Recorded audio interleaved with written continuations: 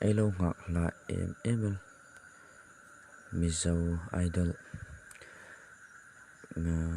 grand final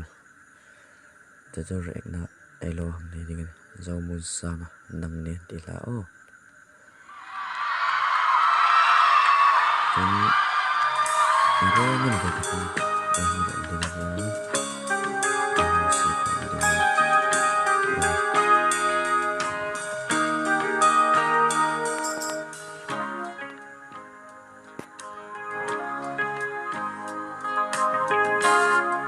mo nang ai riam te hi rin nom na biết mo nang ai riam te hi rin nom na biết thu nan de lan che kan hoa kum klo kan tan rin nom na tu ai sa chu nang nghe hi ni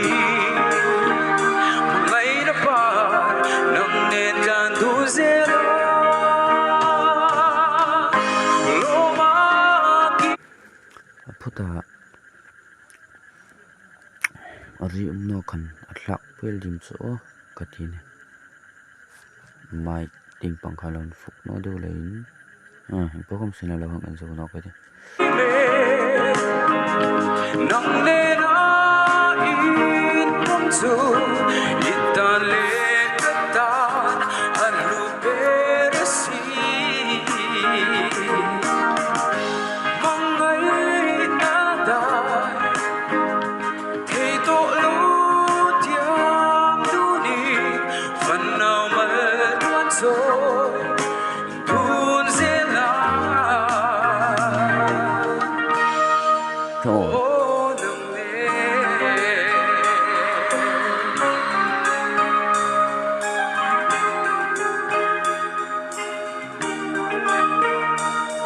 lên hoa gì ngà mình sẽ lâu la đi thở đông in lung hello la ô đi bội tê ngày đắng nắng vàng in ca ngài lô lung her ra mua li liang sông ô na xin thu ai xa chu nang nghe ni atop ting hong ni do do mi zau ta len khum ha atop ting atop na taka performance hong pe ka mit chung ta lu chung atlen ka ri no ka ang tho khan lung hi akoi rak no ko pela na kaya ding chen ngày đã ba đừng nên tan tu dễ lỗ má đi về nắng nên in bóng chu ít tan lệ cất ta ăn lụt bê si mong ngày đã đại thầy tổ lâu tiang tu đi phần nào mà tuôn rồi tuôn dễ la ô nâng nề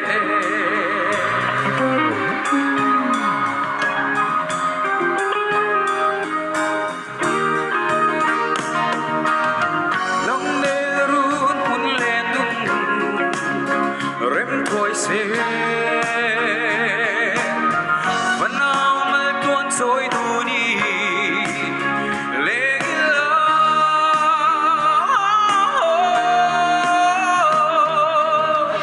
lô ma đi về nâng nên in dù ít tan lệ ta alu persi mangai na da thei to lo tiam tu ni phần nào mà tuôn rồi tuôn dễ la ô nặng nề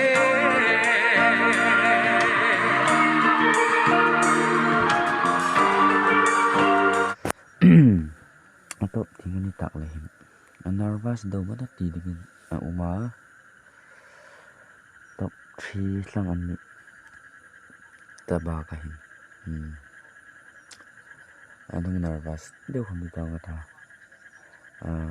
pakhat tak to an hla angai le ama aphuta mu ta na an phuk ma ne sila result pung hun pa lo hang ka ta next video em cũng đọc rồi này em cũng upload đây này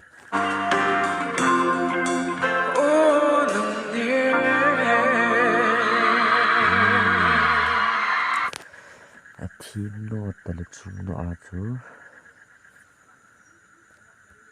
tí thế dân cho phụ ta trần đàn là khăn mặc ăn cắt chân chú xin nó el thấy này thì khác cái đàn thủ không xí này